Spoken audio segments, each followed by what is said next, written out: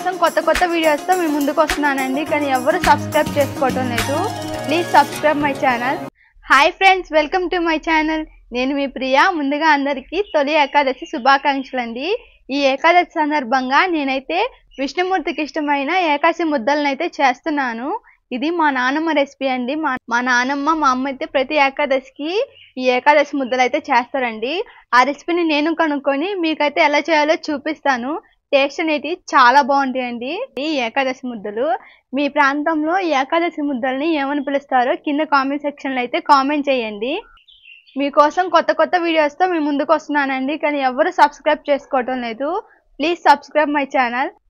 అలాగే సబ్స్క్రైబ్ చేసుకున్న వాళ్ళు తప్పకుండా లైక్ అయితే చేయండి.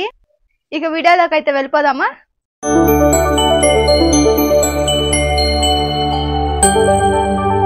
ఇప్పుడు ముందుగా అయితే నేను ఆల్రెడీ బియ్యాన్ని అయితే నానబెట్టేసుకున్నానండి. నానబెట్టి ఆరబెట్టేసుకున్నాను.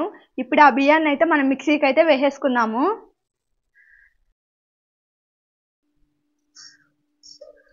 నానబెట్టుకున్న బియ్యాన్ని అయితే ఇప్పుడు మిక్సీ గిన్నెలో అయితే వేసుకొని మిక్సీకి అయితే పట్టేసుకున్నాము.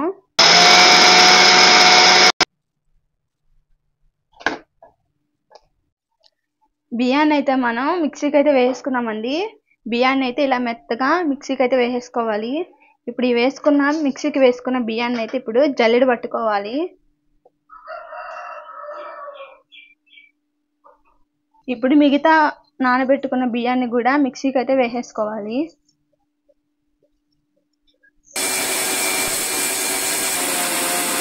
మిక్సీకి వేసుకున్న బియ్యాన్ని మొత్తం ఇలా జల్లెడలోకి అయితే తీసేసుకోవాలి. ఇప్పుడు ఈ బియ్యాన్ని మొత్తం నీట్గా జల్లెడ అయితే పట్టేసుకోవాలండి.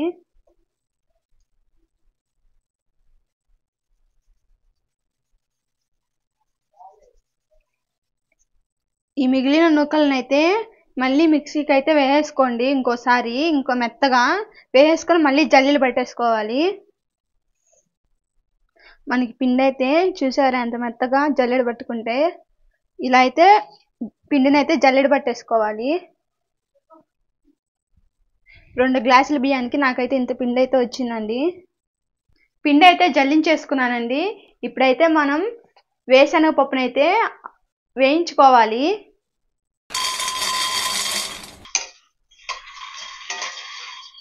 వేరుశనగపప్పు వేయించుకున్న తర్వాత పొట్టు తీసుకోవాలండి.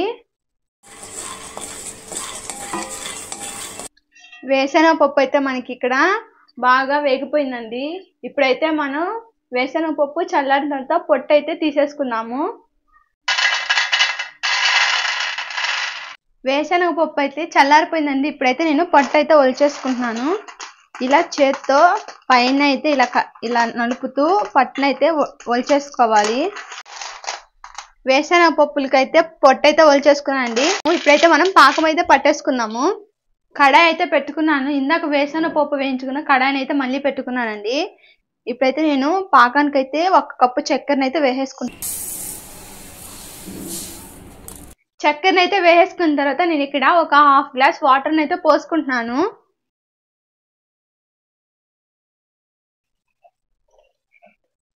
పాకం అయితే జిగురు పాకం రావాలండి మనకి. పాకం అనేది మనకి దగ్గర పడుతుంది కాబట్టి నేను ఇక్కడైతే యాలక్కాయల పొడిని అయితే వేసేసుకుంటున్నానండి. నేను ఇక్కడ చిటికెడంత యాలక్కాయల పొడిని అయితే వేసేసుకున్నాను. నేను ఆల్రెడీ వేసి పెట్టేసుకున్నాను. యాలక్కాయల పొడి వేసుకున్న తర్వాత ఇందాక మనం పొట్టొల్చి పెట్టుకున్న వేరుశనగపప్పులను కూడా ఇందులో వేసేసుకోవాలి. పాకంలో వేరుశనగపప్పే కాదండి, జీడిపప్పు కూడా వేసుకోవచ్చు. జీడిపప్పు వేస్తే టేస్ట్ అనేది బాగుంటుంది. నాకు ఇక్కడ మా ఇంట్లో జీడిపప్పు అనేది లేదు కాబట్టి నేనైతే వేరుశనగపప్పును అయితే వేస్తున్నాను.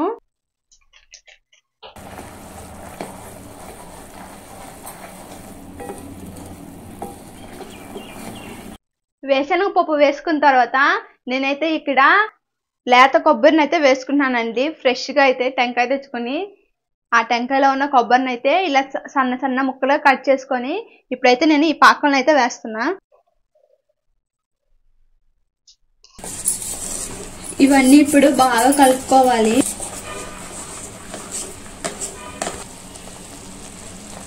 నేను చెప్పినవన్నీ వేసుకున్న తర్వాత ఇప్పుడైతే మనం బియ్యం పిండిని అయితే వేసేసుకోవాలండి. బియ్య పిండిని ఇలా చల్లుకుంటూ వేసుకోండి. ఫ్లేమ్ అనేది సిమ్లో పెట్టుకొని బియ్య పిండి ఎక్కడ గడ్డలు లేకుండా ఇలా నీట్గా కలిపేసుకోవాలి.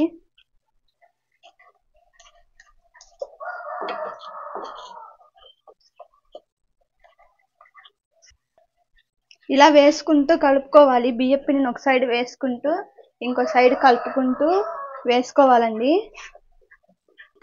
ఎవరైనా పెద్దవాళ్ళ సహాయంతో పిండిని అయితే కల్పించుకోండి, బాగా ఎక్కడ గడ్డలు లేకుండా. పిండిని అయితే ఇలా కలిపేసుకున్న తర్వాత ఇప్పుడైతే ఇందులో నెయ్యిని అయితే వేసుకుంటున్నా. నేను ఇక్కడ ఒక 2 టేబుల్ స్పూన్ల నెయ్యిని అయితే వేస్తున్నాను. నెయ్యి వేస్తే టేస్ట్ అనేది చాలా బాగుంటుందండి. నెయ్యి వేసిన తర్వాత స్మెల్ అనేది సూపర్గా వస్తుందండి. మనకి ఈ కన్సిస్టెన్సీ వచ్చేంత వరకు మీరు పిండిని అయితే కలుపుకోండి. ఇప్పుడు మనమైతే వీటిని అయితే ఉండలను అయితే ప్రిపేర్ చేసేద్దాం.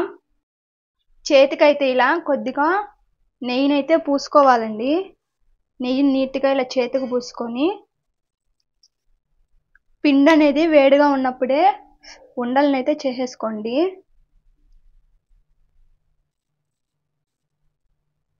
ఇలా ఉండలాగా చేసుకొని ఒక ప్లేట్లో అయితే పెట్టేసుకోవాలి.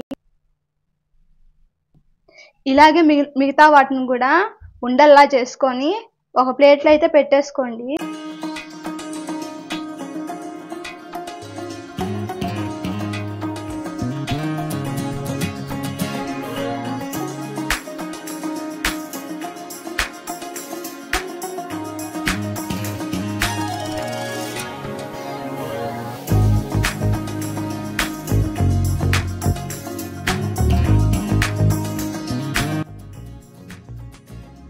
ఏకాశి ముద్దలు అయితే రెడీ అయిపోయాయండి.